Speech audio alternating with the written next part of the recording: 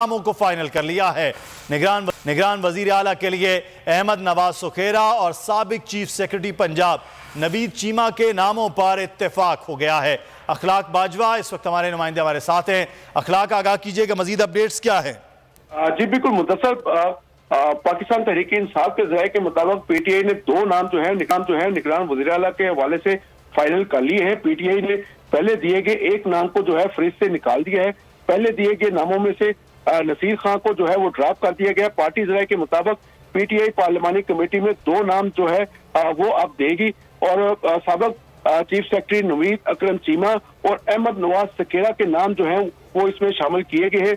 PTI और मुस्लिम league नून की पार्लिमानी committee की मुलाकात का जो है आज भी इम्कान जाहिर किया जा रहा है, जबकि स्पीकर ने पार्लिमानी कमेटी को इजलास जुमे की दोपहर कल 2 बजे तलब कर रखा है। जी ठीक है, अखलाक बाजवा हमें तफसीलात से आगाह कर रहे थे।